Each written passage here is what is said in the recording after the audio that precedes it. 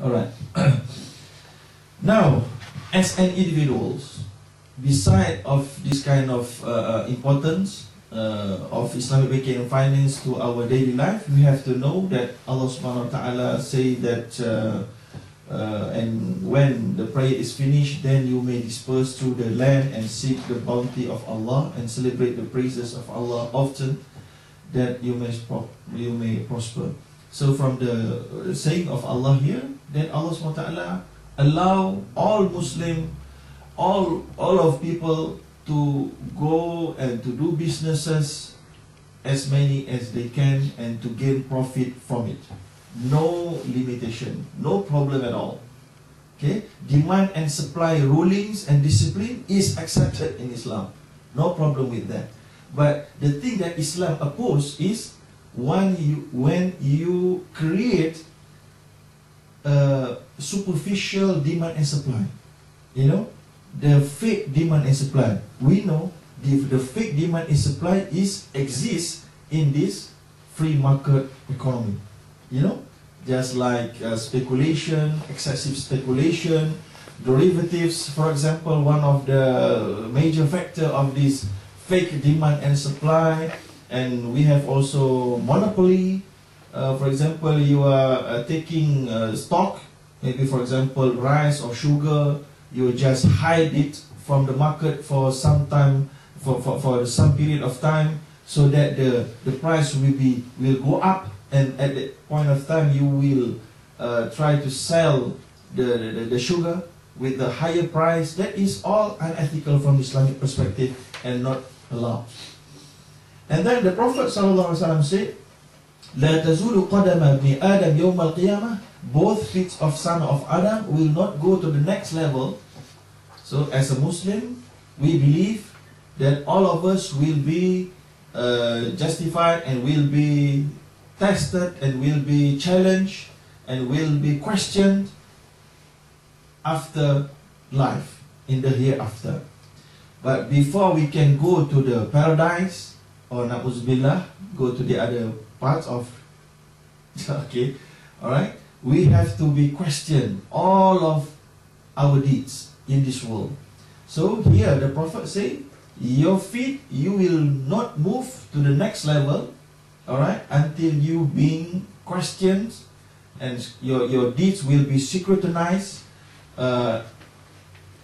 from five angles. For example, here it says an umri fima afna, and so on and so forth. But from these five, the Prophet mentioned two of them will be about your income and spending. So 2 out of 5 is about your money. So meaning that our income and spending or our wealth will be the major focus at that day.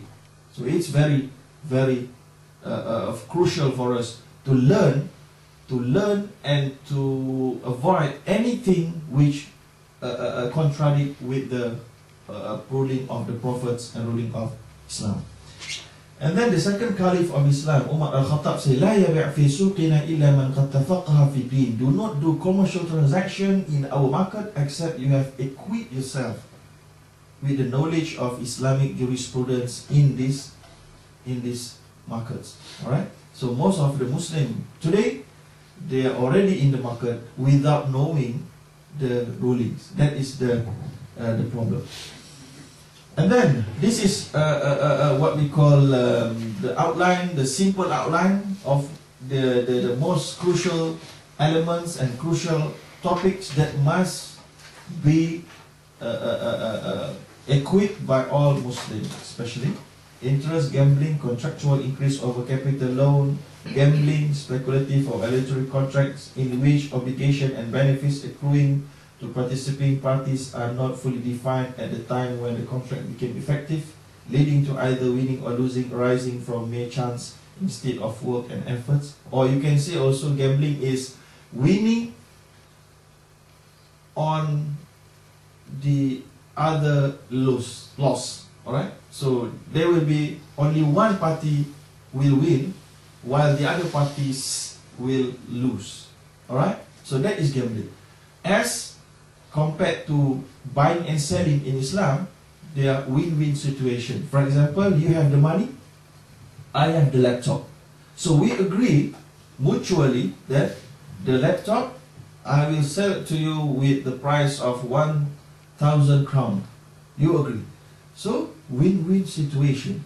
You get the laptop, I got the money. As for gambling, the winner will get it and the other will lose. Alright, so that is gambling. So ambiguities, gharar, uncertainties, we will discuss about it later on. And then qimar, consumption of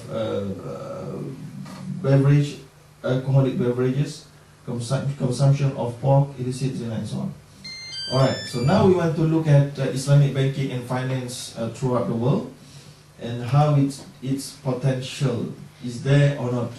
So we can see from here that the Muslim population are huge. Research shows there are ample opportunities in Islamic finance remain untapped. If Islamic finance want to tackle Muslim population only, it will be very, very huge. Alright? But the problem is that the Muslim themselves are not equipped themselves with this kind of knowledge, so that they are stray away from the prohibition, stray away from the limitation and rulings of Islam. And then you can see here potential customer base world's 1.5 billion Muslim. 1.5 billion. Bulk of Muslim population is young. 60% of global Muslim population is under 25 years. Muslim high net worth individual is 1.5 to 1.8 trillion US dollar. But most of the capital, most of this amount of money goes to the conventional market, goes to the non-Sharia compliant activities. What a pity. Tafaqquh penetration rate below 2% in the Middle East region. So, Middle East region. They are speaking Arabic language, they are speaking Quranic language, but they don't understand the Quran itself. Petrodollar wealth. So most of the petrodollar is in the Muslim countries. 500 billion per annum US dollars. So you can see top world oil net exporter in 2008, Saudi Arabia, Russia, you see, Saudi Arabia, Muslim countries, UAE, Iran, Kuwait, alright, and Nigeria is also, they have a mix, alright. What is GCC? GCC is Gulf countries, okay, Kuwait, for example, UAE, Bahrain, that is GCC. Okay, now Islamic asset as compared to that statistic. Now we want to look at this statistic. Islamic assets today, globally, in 2010, we can see that. All right. So Islamic asset total in total. Okay, I think in other slide, but in total. I think last week I attended a conference in Islamic Finance Summit in London. They say in total the latest figures, alright, is about 1 trillion US dollar.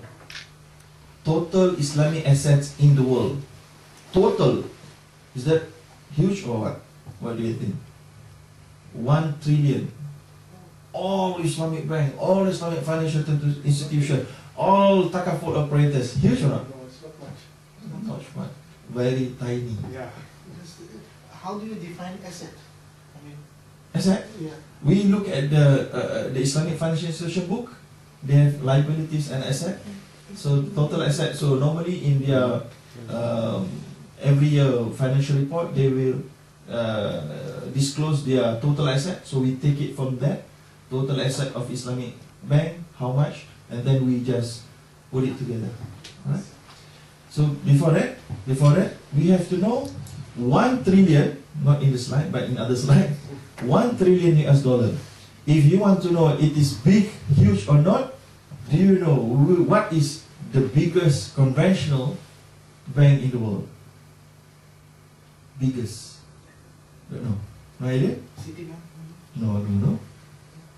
BNP Paribas from France. Their total assets of the bank is 3.8 trillion US dollar. only one bank can beat the Islamic bank. All Islamic bank in the world, Islamic financial institution, not bank only, all Islamic financial institutions. Okay, Barclays Bank, they have in UK, they have 1.3 trillion US dollar total asset. So that's mean Islamic bank and Islamic financial institution is at their infant level, still at their infant. Even though they have been in the market for 30 years, but they are still infant. And they are still grocery shop as compared to supermarket. Okay, do you have Tesco here? Don't have. No. Alright. But you know Tesco. Yeah. You know Tesco is a big, huge supermarket. Yeah. They have all kind of things. There in UK, they have a petrol station as well, and they have their own brand. If you have a bread, they have a bread. If you have this, you have oil, they have oil. They have anything. Very big. Is it easy for a grocery shop to beat the price of this supermarket and giant supermarket? Is it easy? It's not easy. But in fact, Islamic financial institution today, they almost beat the conventional market in terms of consumer product. That is unbelievable, you know. They almost beat, and some of their products are better in terms of monetary calculation as compared to the conventional banking. That's in with a special reference to Malaysia, for example. A special reference to Malaysia, Malaysian Islamic bank better in terms of monetary. Put aside spiritual, alright. This one is monetary. It's better. Okay. If you like to know, I can share with you after this, inshallah. Alright. So the question. I was just wondering because UK is in this, but US is not. Is it in the others, or is it, or don't? In the others. In the others, because in US it's very tiny. So UK they try to be one of the European Islamic financial hub. They try to be like that. And there are rumors saying that in UK, because of the Olympics in 2012, they need a lot of cash, you know. So they know, in order to get cash, is from the petrol money. So in order to attract the petrol dollar, you have to have Islamic banks, Islamic finance. So that is rumors. I don't know whether or not it is true or otherwise. Okay. So we can see here that Malaysia is 11% of the global banking asset comes from Malaysia, and Saudi Arabia, Iran, and so on and so forth. So in total, 1 trillion. The latest figure, 1 trillion, is very tiny. And the biggest Islamic bank in the world is Rajihi. Raji is very tiny as well. Okay, so this is when the current chaos and turmoil in the financial world happened in 2008, 2009. Okay, so a lot of parties, a lot of people are seeking for alternatives. Alright, so some of them, so for example, Vatican say Islamic finance may help Western banks in crisis. Okay, and also financial crisis present opportunity to Islamic banks. And then Professor Rodney Wilson say there has been much questioning of the values underpinning the conventional financial system, and the search for alternative means that Islamic banks are likely to receive more attention. Alright, especially as their raison d'etre is morality in financial transaction based on religious teachings. Okay, so from here you can see that there are opportunities, but Islamic bank is not yet, Islamic financial institution is not yet ready to what we call to entertain this kind of demand, because they are still small.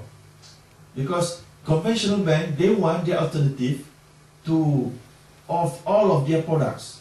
They want Islamic bank to propose to them, okay, what is the alternative for our derivatives, for example.